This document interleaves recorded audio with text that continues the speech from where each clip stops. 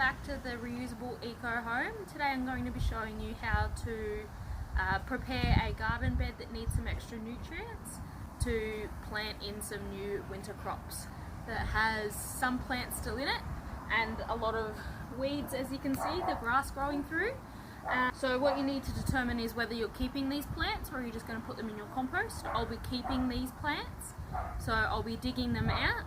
What you want to do to start off with is out the plants that you plan on keeping, or if you're not keeping them, just put them in your compost, and then you need to de-weed it a little bit, and then I'll show you the next step. Okay, so now I've taken out the plants that I wanted to keep.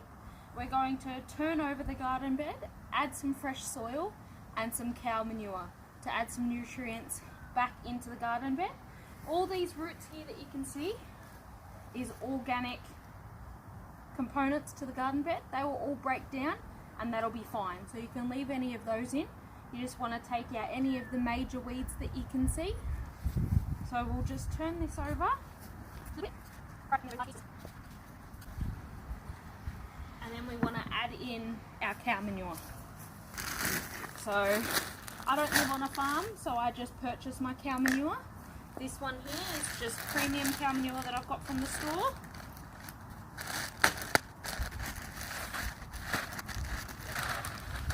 And then you just want to turn that through.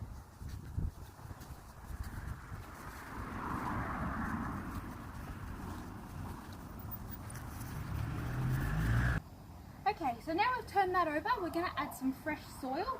So the reason I'm adding some fresh soil is all the nutrients will be taken out of this garden bed from everything we've had in here. We've had capsicums, we've had beans, we've had lots of different crops. If you're renewing a garden bed, I suggest rotating different types of crops. You wouldn't want to replace what you've already just taken out because they all take different nutrients from the garden. So I've just got some all-purpose potting soil that I'm going to put on top, and with the cow manure and everything, that'll be fine.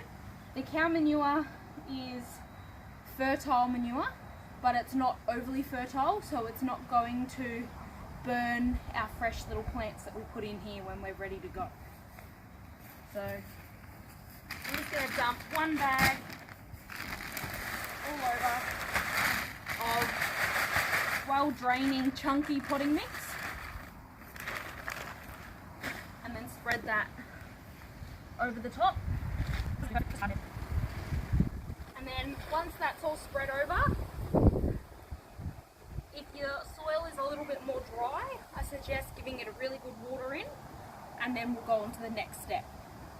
Okay, so now we've got that all watered in and our potting soil all on and our cow manure in and mixed through, we're going to add some mulch. Now I'm using just organic sugarcane mulch. I'm in Australia. This is around $16 a bag for this, and this will do more than just this garden bed, so you'll have leftovers.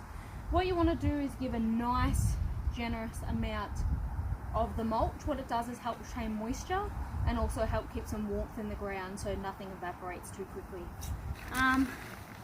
It comes just dry, and you just put a nice generous layer on top of your garden bed, and then I'll show you what to do next. Okay, so now we've got our mulch spread over the top of our garden bed. You want to be nice and generous. Mine's roughly 6 inches or so. What you want to do now to prepare for you to plant is just make some channels or holes. I'm just going to go straight down just because it's easier. You just want to be able to see the soil